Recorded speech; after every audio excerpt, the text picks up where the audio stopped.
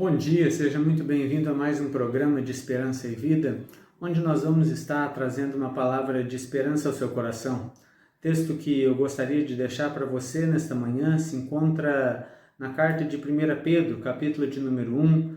Nós vamos estar lendo o versículo de número 3 em diante, onde Pedro irá nos dizer o seguinte: Deus nos concedeu, por intermédio do seu poder divino, tudo o que precisamos para a vida e a piedade, pelo conhecimento daquele que nos chamou para a sua própria glória e virtude.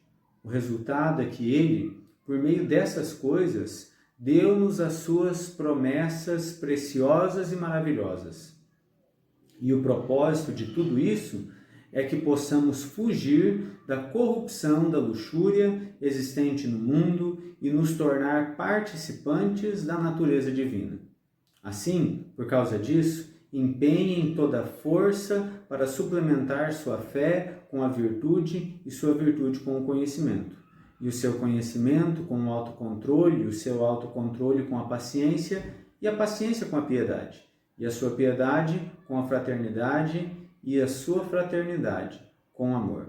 Se tiverem e aumentarem essas qualidades em vocês, então elas não os deixarão ociosos nem estéreis no conhecimento do nosso Senhor Jesus. Interessante que aqui Pedro nos trará algumas orientações a respeito de como nós podemos vencer um daqueles que eu creio que são um dos grandes males da nossa geração, o mal da luxúria. Ele vai nos dizer, vai chamar este mal de a corrupção da luxúria. E aqui por luxúria nós entendemos um apetite sexual desenfreado, nós entendemos como sendo aqueles que não têm controle sobre os seus desejos, não é? Essa é a ideia por trás da luxúria, de homens e mulheres que se entregam aos seus desejos carnais e não têm controle a respeito disso. E Pedro vai nos dar aqui duas orientações de como nós podemos fugir desse tipo de hábito, desse tipo de vida. Ele vai nos dizer que nós podemos fugir deste tipo de vida à medida em que nós nos lembramos de que Deus é aquele que nos concedeu tudo aquilo que nós precisamos. Por trás deste desejo desenfreado está a ideia de que nós ainda não temos tudo aquilo que nós necessitamos, a ideia de que nós precisamos sempre alimentar cada vez mais os nossos desejos e a nossa carne, quando Pedro vai nos dizer que isto não é verdade, porque Deus já nos deu tudo aquilo que nós precisamos, não apenas para a vida, mas também para a piedade, ou seja, para o conhecimento a respeito de Deus.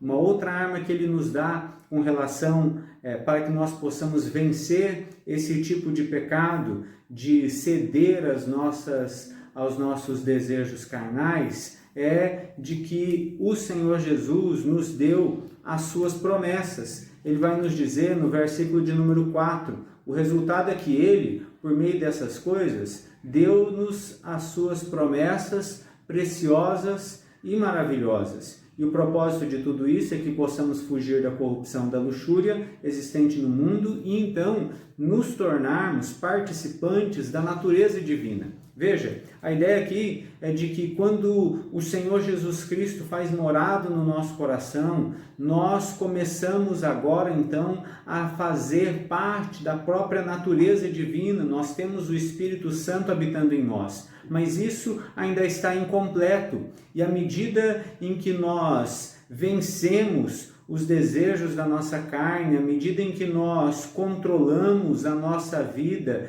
e deixamos os nossos desejos submissos à vontade do Senhor Jesus, nós nos tornamos mais parecidos com o próprio Deus. A ideia de que, para que eu possa vencer este desejo tão desenfreado da minha própria carne, eu preciso de um desejo por algo ainda maior e por algo ainda melhor. Enquanto a luxúria é aquela que nos torna mais semelhantes a animais, porque são animais que não conseguem vencer e controlar os seus próprios desejos. A proposta de Deus para cada um de nós é que nós deixemos de nos tornar cada vez mais parecidos com animais e nos tornemos cada vez mais parecidos com o seu Filho Cristo Jesus, mais parecidos com a própria natureza divina, mais belos em todos os sentidos. Este é o plano de Deus para as nossas vidas, o projeto de Deus para as nossas vidas e também as nossas promessas, as promessas que Deus fez para cada um de nós. É à medida em que nós cremos nessas promessas de que nós fomos criados e salvos e redimidos para sermos conforme a imagem do seu Filho Cristo Jesus, é através dessas promessas que nós vamos encontrar forças para vencer então estes e tantos outros pecados e tentações que nós passamos e sofremos. Veja, aqui Pedro vai nos dizer justamente isso. A partir do versículo de número 5, ele vai nos dizer: assim, por causa disso, nós precisamos então empenhar toda a nossa força para suplementar, ou seja, para fortificar a nossa fé. A fé nessas promessas, a fé de que nós seremos cada vez mais parecidos com o Senhor Jesus e de que isso é muito melhor do que sermos cada vez mais parecidos com animais. Então, nós vamos, a partir desta fé, nos dedicarmos cada vez mais ao conhecimento, ao autocontrole, à paciência, à piedade, à fraternidade e ao amor. O Senhor Jesus Cristo nos salvou para que nós fôssemos cada vez mais parecidos com Ele. O Senhor Deus nos criou para que nós fôssemos a sua imagem e a sua semelhança. A luxúria nos afasta de todo o propósito das nossas vidas,